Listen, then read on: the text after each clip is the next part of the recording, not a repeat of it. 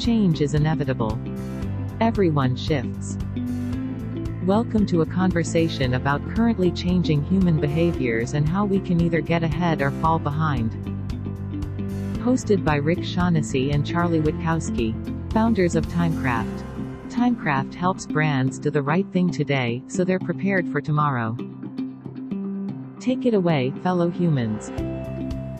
All right, and welcome to Everyone Shifts. Today we have a special international guest. Wanted to introduce Max. Max, do you mind giving everybody just a little background on yourself and on your company? Sure. Thank you so much for having me, guys. So I'm Max, as I said already, and shortly I am a conversational AI enthusiast. Let's say that I started as a software engineer after I was studying computer science, and I was doing both web design and development because I did enjoy designing things that I develop. And when you look at my first designs, they're awful, but they were kind of like, I was a big fan of that simple design practices, so make everything as simple as possible.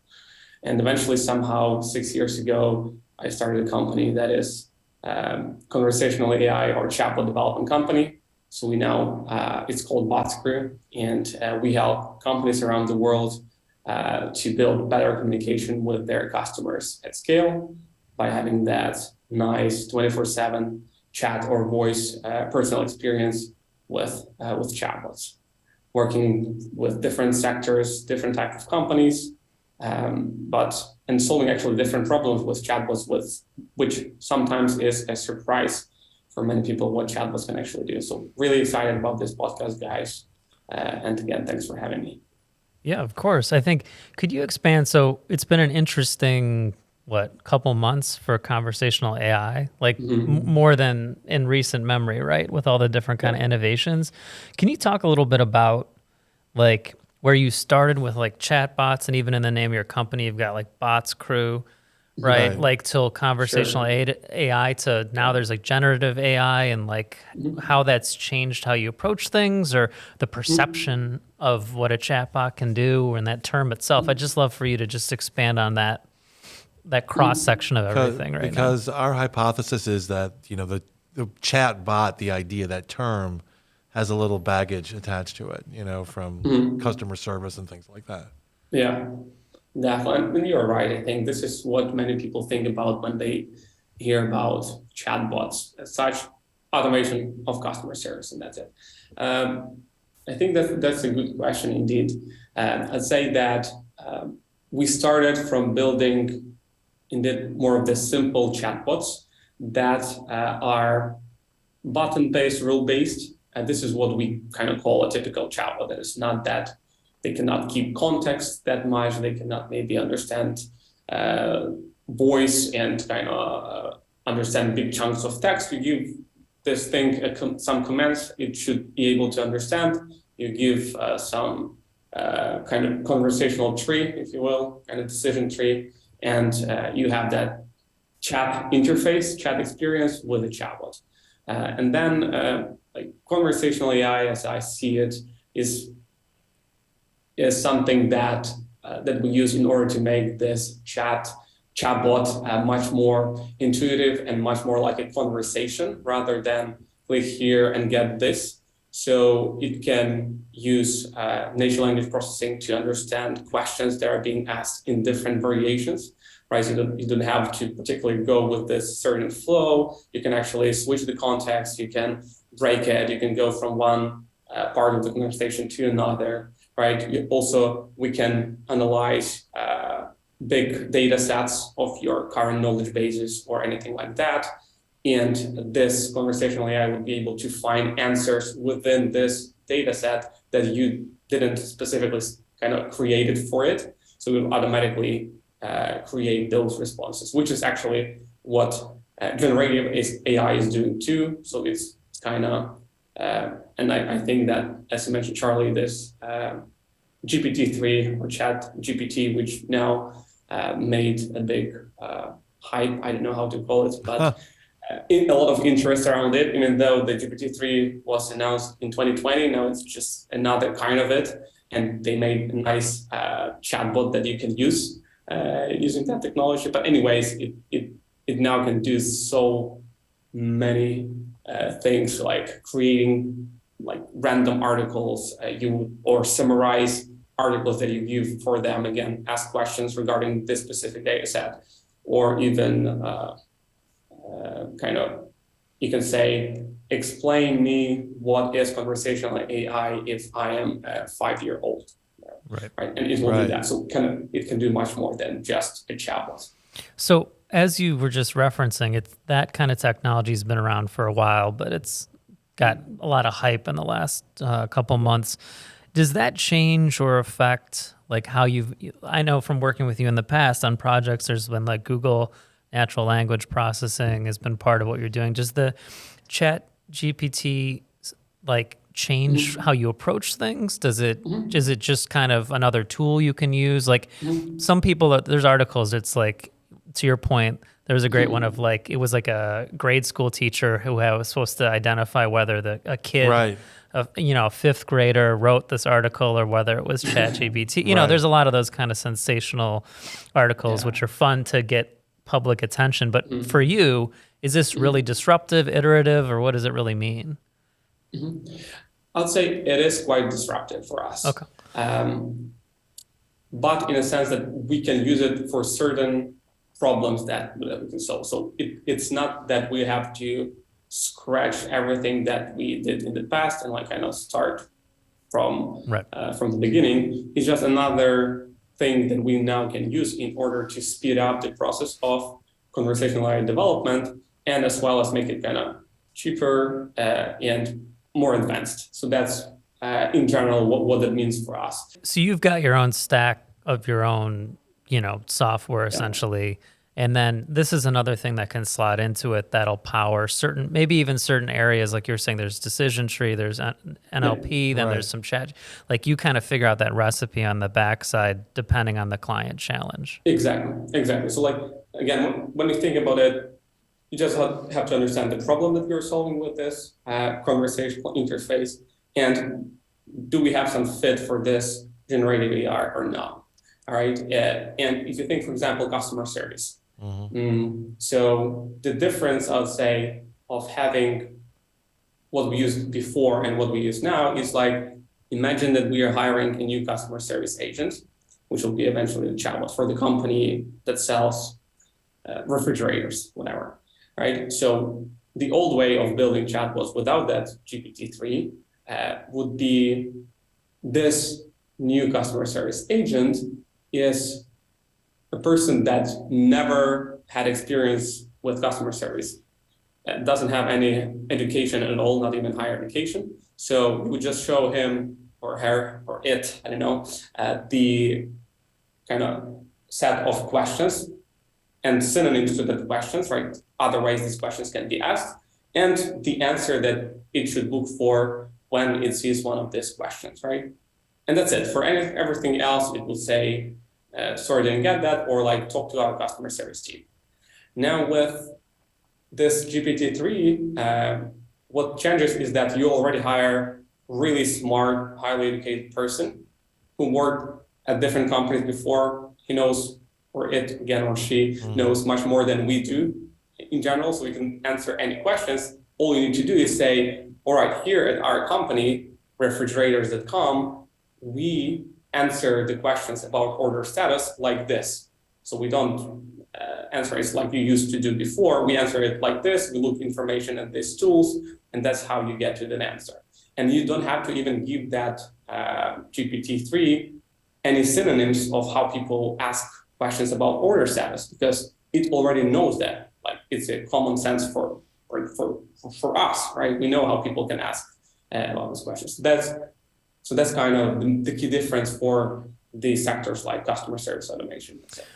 Can you talk a little bit about, because what I notice is that there's a lot of focus in like customer service for this. Yeah. What are the other use cases that marketers should be thinking about that are because I feel like it's often overlooked, and I like that you call it an experience, because it is an experience. Yeah. But I just don't see people, putting this into their suite of problem solves, and I'm curious about that. Totally, and that's a really good point. Indeed, there is a stereotype still for many people that chatbots, conversational AI is suitable, customer service, that's it, goodbye. But indeed, when you think about it, it's just another user interface that can be used to solve different business problems. And I mean, like, very different. It's like, in the past it was, there is an app for that, and I can say there is a chatbot for that.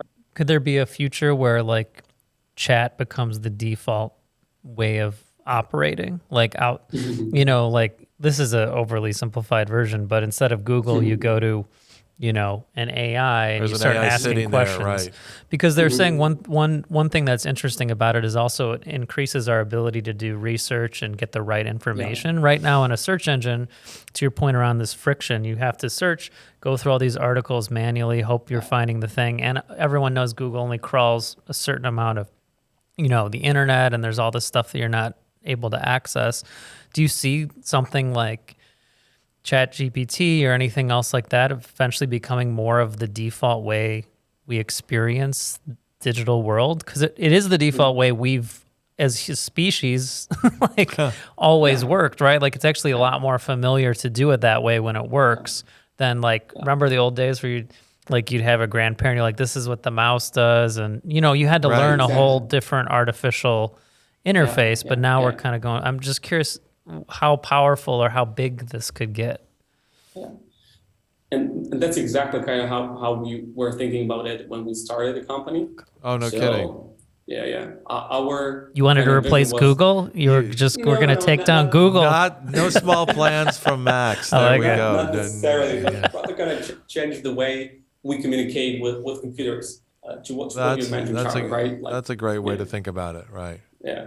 We started from, again, this really complicated computers. You have to have a degree to kind of work with them. Then, to your point, we had the screen, then we had the mouse and the keyboard, great. Then we have a touch screen, even better, right? And now, the simplest interface you can think about, most intuitive one, is a conversation. You just ask a specific question and get the answer right away. So our vision was, and belief was, all right, so that's how the future of our communication with devices, not just computer, but the refrigerator as well, or whatever, would work. And now I believe that with this latest advancements in AI, we are going there, right? So, for example, now I can even tell myself that I'm using that ChatGPT for many things that I was using Google for before, right? I'm the enthusiast, so I'm kind of deeply involved in that. So that's why I'm doing that particularly. But I see a very clear value for me. Like it saves so much time, and I don't see that much content that I used to have to see to get to the point of the answer, right? Because what I hate a lot with many websites is that there's still, many of them are too complicated. So you enter the website with a very specific question. You want to, for example, cancel your bus ticket. And that was a real story. Anyways, so I was trying to check if I can use that same bus ticket for the bus that goes 1 hour before, so I can kind of catch another one. So I had the ticket. All I want to do is to check that. I went through the FAQ section. First of all, I entered the website. It was so complicated. It has like 30 items of navigation and then sub menus. Oh, sure. Click here and there, right? You scroll, it lags. Then you have to log in with your unique ticket codes to kind of make sure that you're the customer of this kind of company. You go to your personal cabinet. There is a FAQ section. You don't understand anything. Like I spent 30 minutes to find an answer, and I was just so pissed and really angry. And with this, you don't have to see all of these things. You don't have to scroll, click, navigate. You just ask specific questions that you want to get an answer to, and you get that answer. Like how we do it now. So did you miss that bus because you were researching so long and you just ended up on the original one anyway? Oh, sorry, can you repeat No, that? did you miss the bus? You were researching for so long, yeah, you had to yeah. catch. So it worked out. That was their Yeah, strategy. actually, I was really angry, and what I did, I just went there. It was another 1 hour drive for me from the place that I was to that bus station, and because I checked, I could find on the website that there are like 50% of the places are free, so they're not booked. So I came there, I explained it to the driver, and he said, "All right, let's go." You talked to a person. You had a Yeah. conversation. You actually Exactly, had a conversation With a with human. you had a conversation though. That's the thing. So what have you found is the biggest obstacle for clients or people who have the desire, or let's have an actual scenario. Like you're a big company right now, Yeah. you're thinking of redoing your digital presence or at least your website. And we've seen this from different clients where they're like, someone comes in and you're just like, well, we're going to redo all of our websites. Like it's a default kind of, I'm a chief digital officer move, right? I'm going to make a scrolling thing with Right. 9 pages of IA, and that's it. Do you think there's an opportunity to kind of rethink how that actually works with these kind of new technologies? To your point, like whether you're a company or a government, we've all been to like, I don't know from your government side, but from the US government, you go to any federal website and it's exactly like you described with the bus. You're just like, oh my God. Let's like face what? it, institutions are laggards in their adoption of modern digital technique. But there's a billion click, scroll downs. Its organization is all over the place. It's probably been built over 10 years by it's 10 just different a giant nav, design, a nav nightmare. So it doesn't have much of a point of view. Thinking about the potential of this, if you were going to approach a client who's rethinking their digital presence, like how would you kind of approach that? Or where do you think the role, could this be a central role? Is it mandatory? To your point, this is clearly, when it works, a better way to do it. But how do you start fresh knowing all of this technology that exists? So again, my thinking is that it should be definitely a big part of designing your user journey or customer journey for any new website, right? So when you enter the website, I believe today, if you don't have at least that chat bubble or like live chat, whatever, in that corner, and your competitor has it, like 100% for me, you will not be chosen as that, as the provider of the services or whatever you do as a business, because that user was able to ask specific questions or find information they were looking for much quicker. And people are lazy these days, like even more lazy than we are, right? Especially in Gen Z. I think that, man, that they want everything now. And I think if you don't have that capability to provide them with that answers right away, you're just wasting their time. They get bored and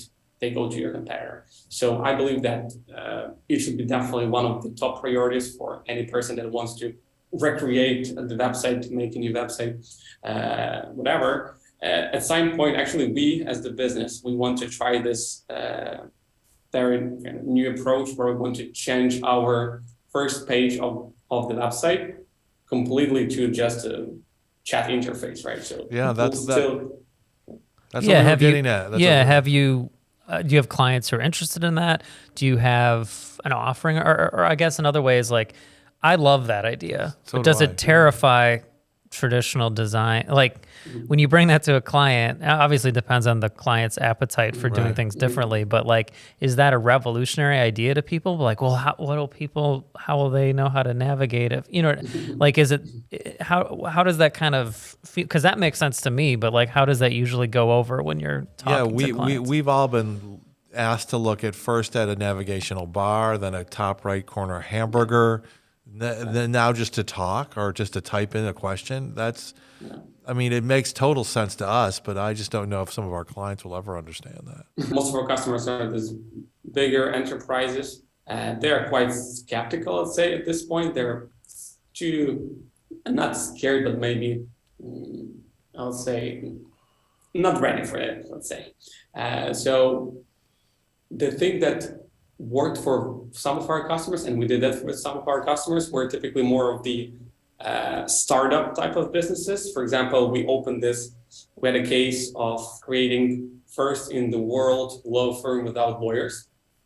So you would enter the office, which would be a lawyer's office. There are no people there, just this assistant who kind of shows you the right computers to sit at, right? And you open this website, and the only thing there is the chatbot, and you kind of start asking these legal questions or generating legal documents. It would actually generate legal documents for you and print that out with a printer, right? And they had this, half of their website was the chatbot, right? So they made it in this way. That was their approach. So it was quite innovative, but it worked well for them. They got a lot of interest from the public and from the, like in terms of PR, of course. So that's really innovative and kind of totally new approach to how things work. So I think that at this point, not many companies are ready for it. And we would love to make more companies kind of understand it. So that's what we are doing and trying to. So for a while, it'll likely be like any transition, more of a hybrid kind of approach. Yeah, so you're not just throwing people who prefer the traditional navigation or are uncomfortable you're or don't giving them a trust. choice, right? Yeah. Here's traditional navigation, here's chat. Exactly. All right, so we've talked a lot about all the successful use cases. There was a big article recently about the disaster, the financial disaster that is Alexa. And I thought I have my own thoughts as to why this use case seems to not work the way that they had intended. But I'd love your kind of just raw thinking around why that use case has been so challenging. What maybe went wrong, or is there something to salvage there? I just love your like informed opinion on that, since it's been such a media spectacle for the last couple of weeks. Sure. So, like in general, I would say that still Alexa is doing quite good, say, in terms of what they're doing with like Amazon Alexa devices and usage, since they're the biggest one still on the market in voice assistant space. But I think I understand what you mean when you say why it didn't work for the company in general and for the users. It's also would be my opinion. It's not something that is kind of proven or whatever, but I think because we were developing some of the Alexa skills for customers, and we were seeing how people are using them. So the key problems are that they're not that easy to use for the customers. So when you look at the most common skills that people are using with Alexa, they're really simple skills, like turn on the music, what's the weather, whatever, right? So really basic stuff that Alexa has built in. And in order to open specific skill, they had to, hey, Alexa, open BotsCrew skill and ask it to do this and that, right? So people, first of all, have to remember the name of the skills, right? And with the understanding rate, like the NLU, natural language understanding of Alexa, at least at that point, I think now they're not that ready for being able to be 100% correct all the time. And sometimes it was just sort of didn't get that, or they were doing something else. And eventually people get pissed quite quickly. They ask to do a specific task with the voice and it just doesn't work. So people get kind of disappointed and never use it again, only use it for this simple thing that they know it work with, right? Privacy concerns, some people think that maybe it's always listening to us, so I don't want to have the device in my home, right? And I think that those would be the key challenges for the users to actually buy and use it day to day, right? And now there are so many other assistants that you can use. You can use it on your iPhone, or you can use it on your Google, like Android device, just Google Assistant, etc. So I think that they did not do a good job of designing the user experience, and they got a lot of frustration right away because of that. So I do believe that at some point it will be a day-to-day feature people can use, but it should be much simpler than that. It should be, I just say, hey, Alexa, turn on the TV or, hey, Alexa, do this and that, without having to mention specific skills or remember specific commands I can or cannot use with this specific skill, etc. Right? So you do see voice, becoming the interface. Yeah, I definitely see voice coming as the interface, since again, the understanding rates are becoming much better, both in terms of speech to text recognition, so understanding the speech, regardless of the noises, because when you use Alexa and you're kind of cooking something, Alexa cannot hear it because of the noise of our hand. And it's getting much better. And of course, this natural language understanding with GPT-3, for example, it also gets much better. So when you combine the two and you kind of create a product that is using this kind of newest technologies, let's say, it's definitely there. And I think you just have to start small from specific, again, use cases. For example, use it inside the car, right, as this system. I think people are using that inside the cars already. I use my Siri, for example, when I'm also driving and want to call someone or I want to do something else quite easily. So start from these small things, specific problems you can solve with voice to have that hands-free experience, and then grow on. I wonder, this is a standard thing that product marketing often does with all these new technologies, but to me, I almost get a sense that when Siri first came out and Alexa first came out, we had this kind of dream based maybe on sci-fi and, future technologies or how, all these different movies where you've got these assistants that really you could ask, like where we're actually headed now with GPT and on all that stuff. Like you can use natural language, they'll understand it and come back. Like that was always kind of in our head. And then when we started using, especially early days, these tools, we're just like, this is just a frustrating experience. So I'm curious, that seems to me like there's a lot of built-in like perception of friction from a customer side, which is why a chief digital person wouldn't necessarily say, let's go all conversational, because you've got that idea in your head. It's like, well, I don't use Siri that much, or I use Alexa to check the weather. But the reality, which you're getting at, is this is changing pretty quickly, especially with these new platforms. So Alexa could be a lot more useful for a lot of different things. Oh shoot, we just triggered the Alexa. We just triggered Alexa here at the in the studio. That was great. There you go. But yeah, so there's an actual change happening now where when the cognition gets good enough that we don't have to worry about those scripts and those what's the term for the programs you were just referencing on Alexa? Skills, yeah, right? Like well, special skills and all that, because versus a website, my problem with it always is I don't have the memory to remember to keep all of that in the top of my head. Versus if I look at a website, the prompts it's all are there right in front of you, and it cues you up for it. What I notice about Alexa in its current form, which is going to change, as you said, is you basically have to give it an audio navigation path to get to your stuff. You have to give it the nav path, and so.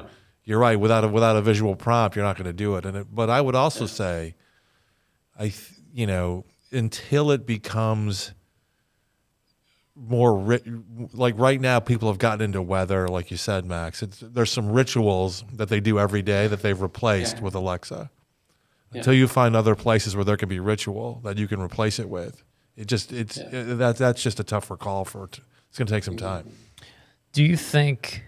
Obviously, if they're open AI, their first big kind of breakthrough success, which I think helps drive the GPT conversation, was DALL-E and all the generative visual side. And I'm sure you're familiar with Unreal's like MetaHuman and all that different rendering. Game engine technology.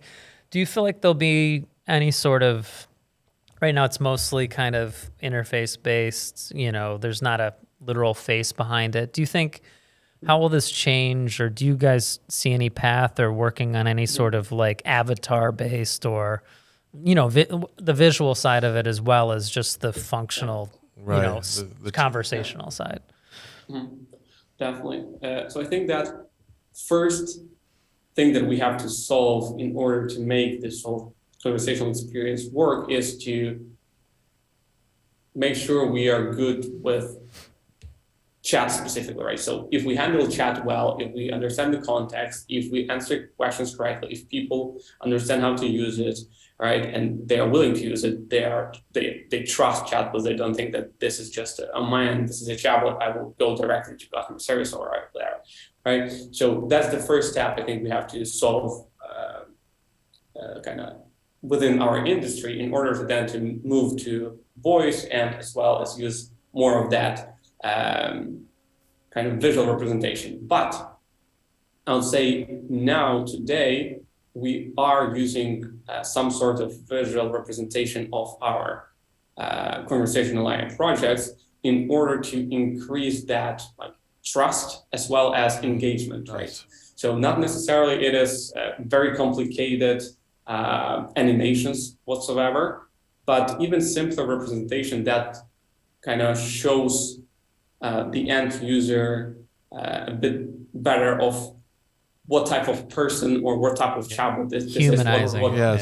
Humanizing, exactly. Like what they did for the city of Chicago together.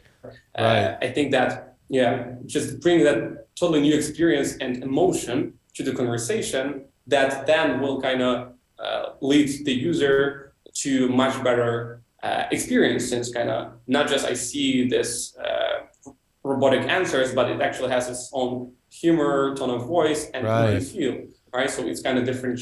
It makes it different. And like for some of the projects that we did, for example, we did a project for Honda, and we did use a bit more sophisticated animation there. The concept there was to have the car that sells itself. So they were launching this new Honda HR-V, and they wanted to show that it's really progressive. And when you would go to the website of this specific Honda model, instead of the typical website, you have this car that is kind of really realistic kind of car that kind of moves, can wink with their kind of lights, whatever, open doors, do all sorts of stuff. You can also kind of look at it from different sides, and it's done also from the practical point that person before buying the car can look at it digitally from all the points, and then you can actually talk with this car. It has its own personality to kind of jokes it tells, the Australian voice and kind of the accent, since we run that for Australian market, which is also kind of some sort of interesting, of course, for that region.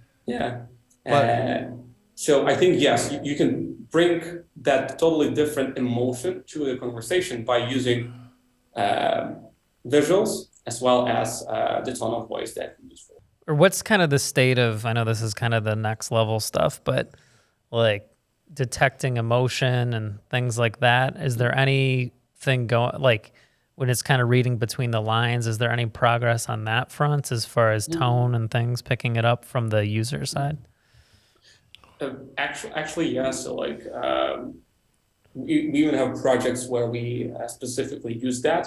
So when we see that the user is becomes angry, we escalate that to customer service agent right away. Is that picking up swears, or is that trigger words? So like what it does, kind of, there are a couple of key things that it will notice. First of all, that is the sentiment analysis by Google or by OpenAI as well. So they have that built in already. You can understand it. Also, you can kind of slightly customize that to your needs when you see specific even emojis that people can use, or they do a lot of the caps, or they do a lot of the kind of caps, signs here and there, right? So like 5 questions mark instead of 1. Right, so like it means that they're angry. So yes, I would say that definitely the progress is there, and it's already quite practical, and it's actually both in text that you can use, and I just described as well with voice. So even by the tone of voice the person is talking with virtual assistant, you can understand like how if that's a normal conversation or a bit stressed out conversation, right? So like the progress is definitely there, and we already use it practically on the projects, and we see clear results where we get less frustrations with this automated experiences by being able to understand that tone of voice and that sentiment earlier before the customer either drops from the conversation or kind of escalated to customer service themselves. Gotcha. I'm curious from a client perspective when it comes to Chat GPT and getting into kind of these more these broader ranges of covering larger topics. Like, is there a way to manage like risk or perceived risk? I guess what I'm saying is like ChatGPT now, right? If you go in and you say, write me an essay about whatever, there's no accountability or anything around what it says, which is fine because most people are using it just kind of experimentally. But if you're a client and say you want it to help with a broader set of things, we know, and I think you actually brought this up at one point, I believe, Max, which is like there's track records of AIs who've been given chat AI who have given too broad of a kind of remit, and within a certain amount of time, they're, insulting. They learn the wrong things. They're hostile, yeah. Yeah, or they were there's one that was like telling people to kill themselves. Like, like it doesn't know what it's doing, obviously, but like, how do you kind of balance that breadth of the technology without a client being like, well, a couple things go wrong and all of a sudden, my company is saying this to a kid or something. You know what I mean? Like, I'm curious how you balance that risk and reward. So two things that I'd like to mention here. First of all, for use cases like that and businesses like that, for example, we work with healthcare, and you don't want to create a chat interface that is kind of a black box for us in that space, of course. Like, that's why specifically for this type of use cases, we use more of the decision tree based plus understanding natural language purely on the data set that we provided this chatbot with. So we don't use any external zero risk. Zero risk at all. Sometimes we even do not let users type, because sometimes they would type some adverse events, and in case of wrong understanding, it will be a disaster, right? So for some of those cases, we even control the whole thing with the conversation tree. So that's kind of first thing that I have to mention is that, again, the generative AI like GPT-3 can only be used with certain use cases. And now the other way, when you think about other risk, again, like you mentioned, it can occasionally generate incorrect information, not just kind of harmful, but as well incorrect, just randomly creating some answers from its own knowledge base. So first of all, with GPT 3.5, which is this new version of GPT that is connected to ChatGPT, they added this layer of harmful content, managing, where it's much safer than the previous version. So if you had a chance to test it now, they even provide this comparisons where before you would ask GPT-3, give me some ideas of how to bully a person. And GPT-3 would say, here are some of the ideas how to bully a person. Great, thank you so much. Right? And now here, if you would ask that GPT 3.5, like a ChatGPT, you would get, it's not good to bully a person, so I'll not write that to you. So, So who's deciding who gets that call? That bullying is bad? No, who's deciding? So at a certain point, that's interesting because at the platform level, someone's deciding from OpenAI or whatever that there are certain kind of topics we don't want to enable. That's kind of fascinating because that does. I'm obviously anti-bullying, but it does introduce a kind of certain level of censorship, like already into that. I don't think we're going to get away from a technical overlord. Do you see? Interesting. Do you see any use cases? There's been a lot of conversation recently around the future of work being hybrid, human, machine. Different levels, obviously, depending on what you're doing. Do you see that? Like, I'm thinking more almost in the B2B sense. Do you see any use cases for companies that, maybe have a lot, or big companies, a lot of information, places where just employees, just to do their jobs, could benefit from this? Because a lot of the use cases we talk about, our customers, the consumer kind of end, Yeah. But I also wonder in the context of, we're saying like better than search, better than, these companies have these vast platforms and different internal websites. Like, have you seen any use cases or built any or see any potential there for the more the B2B or even like Or even employee, side? Yeah. 100% yes. 100% yes. And like you mentioned, for these big enterprises, they have a lot of repetitive processes for each employees, starting from onboarding the employee or even qualification of the candidate to onboarding, education, then answering some policy questions, HR questions, whatever, right? And so many others. So again, when you think about using conversational AI, just think about the most common repetitive conversations that you're having today. For example, again, real use case. We have this huge enterprise that had a problem of, first of all, big turnaround of people in one of their departments, right? And it took them 8 weeks to educate these people to do their jobs, right? So you hire a person, you have a lot of other people involved to educate that person, to answer their questions right here and there, and then like they will quit, right? So instead of that 8 weeks program and involvement of 6 different people, you have Slack chatbot that kind of is your guide through this onboarding process. You can, first of all, get whatever first chapter. This is where you can find our policies. This is where you can find the specific information about the specific product. Ask me anything. You ask questions, and people are satisfied with that answers. And are kind of after that, it would even give them a test to understand their readiness to actually work in real life and complete that onboarding process. So definitely yes, and with this now GPT-3 or GPT 3.5, what is even more exciting is that it's very easy to get started. You don't have to, like before we had to analyze this knowledge base that they have, the processes, etc. And only after that we would build the proof of concept that can answer this specific narrow amount of questions.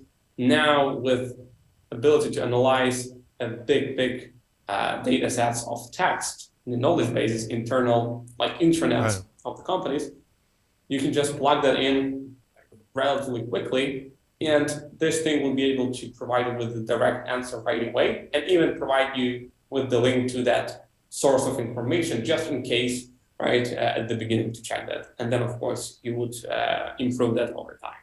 All right, so before we wrap up, I wanted to throw a couple audiences in front of you. Yeah, these are good. And see where you think that person has the, maybe the best opportunity to, for conversational AI to play a role for them. All right.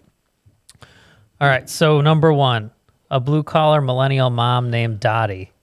For a mom. All right, let me think. I think that for a mom, what would be quite useful is actually Alexa type of products where you can think about working with the, like for any parents, working with the shopping lists and like having voice assistant, adding items to your shopping list through Alexa or Google Home, whatever, and even guide you through some recipes you can build with the, you can cook with the items from the shopping list that you generated with the tool, right? That kind of, actually that again was one of the products that we built with Samsung, was the shopping list for Alexa Google Home plus recipe builder. So you kind of add things on your shopping list, and then you ask Alexa, what can I cook with things that I just bought? And it will give you a couple of ideas of what to cook, right? And then it will guide you through that recipe. So it will find the recipe for the meal, and it will say, for example, you can cook lasagna. It will say, take noodles, whatever, cook it for 10 minutes, whatever, right? So this kind of stuff, step by step. So I think that would be a parent type of use case, everyday type of use case. How about a surgeon? How about the surgeon? So the surgeon, like also the use case that we made a proof of concept for was the use case where it was actually more to the radiologist, where as the radiologist, I am looking at the X-rays of like what happened, right? And I'm describing what I see there and what should be the next steps. And typically in the hospital, you would have that doctor reviewing it and the assistant writing that down. So I see that there is a small crack here, the size of it is 2 centimeters, whatever. So instead of having that person doing manual job, pretty much filling in the form, you would just voice that, like speak that out loud, and this tool would record it and then input that into your system and automatically. That's, I think, would be the use case there. How about a senior citizen in a retirement home? Oh yeah. Also, actually, somehow we actually also have the project for that. That's great. So it was not set up. So for audience who is listening, it was not set up. And the use case that we had for seniors there was in the retirement homes in Canada. One of the problems that they ran into are the loneliness of seniors. So their children or grandchildren do not visit them that much to have this conversation, so they feel lonely. So what we kind of created for them was this app that has just one button and kind of speak. We made it really simple, and you start speaking, and it kind of engages with you in the conversation. With empathy and with some kind of ideas of what to do if you feel bored or like whatever, if you didn't talk a lot with your parents. And then we are really sensitive about this. We don't want to give too many advices if we see that the problem is real, right? So we at some point would connect the volunteer to the thing. There you go. Right, so we see that there is a problem, and it would just say, hey, we have this senior asking this specific questions, and volunteer would type the answer back, and the answer would be, again, a voice answer that the senior can hear. So that would be kind of a use case there. All right. Mm-hmm. How about a high school senior? High school senior, so also... Yes. This is not a rigged setup. I know. Geez. Who haven't you? Yeah, who haven't you worked for, dude? Yeah. So for the high school person, like the thing that we built was the conversational assistant helping you to better understand what university or college to enter, right, based on your skills. So we do kind of, first of all, you would enter this conversation, ask specific questions like, how do I choose whatever? In general, I'm so anxious about this. And then the assistant would help you to narrow down some options for you, pretty much qualify you for a specific college or university based on your skill set. And after that, you can then ask specific questions of how to get accepted to that, like what documents are needed, et cetera, et cetera. So I think that will be more of the personal assistant for entering colleges for high school seniors. It's cool. They're all kind of moving towards like very specifically built assistants who have are good at doing things that are generally painful or have a lot of friction, right? Like, especially I like the retirement home one too, because it's just like there are probably, like, I'm sure you got this, like certain things, small level things that could make a big difference for a person who's lonely and looking for something to do. But also, like you said, managing that, like, you know, if there's actually and knowing when to elevate that, those that's kinds really, of things. That's really important to be able to make that handoff. Wow, that's really cool. I guess one final question from our side is for clients, for people who are, you know, working in the digital side of their business, on the experience side, like, is there any recommended way you would give them to get, for them to get started or to learn more? Besides, obviously, talking to you would be a good one. But like, that would be the best. but generally speaking, like, is everybody really ready for this at a different level, and they just jump in differently? Because it seems like that's my takeaway, is like any industry, anybody with a digital presence could benefit from some application. But how do they narrow that? It's such so transformational. Like, how do they narrow that into a place where they get started? I would look for, again, look at your data, look at your bottlenecks, and find where conversational interface can be the one that can solve it in the best possible way. Well, I think that's great. We can also just flash or call Max, and we'll put like the number on the screen, like Better Call Saul or something. Right, It's exactly. +380. Yeah. I don't know. Most Americans probably don't know how to dial internationally. Maybe we'll put like a WhatsApp up there. Yeah, we'll have to do that. But no, this was great. We got to learn something today too, which I love. Thanks. And it seems like there's pretty, low risk ways to get your foot in the door.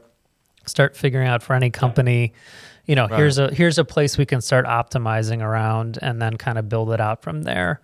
Versus, I still hope one day our whole websites are just me talking to like a different avatar of the company. That's what I'm hoping for. But until then, we'll figure out kind of those hybrid ways or different, like you said, bottlenecks and things that you could kind of sort through with this. We're all on a journey. This is the hybrid journey start. Yeah.